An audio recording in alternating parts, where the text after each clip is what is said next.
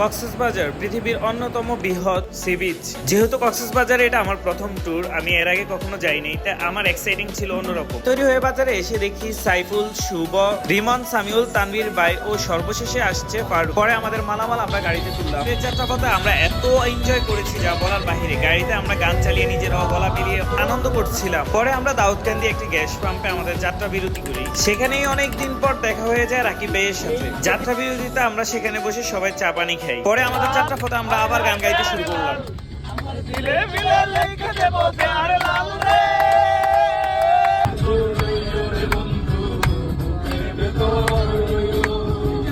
অন্তরে অন্তর মিশাইয়া পিরিতে জাগাইছো তুমি।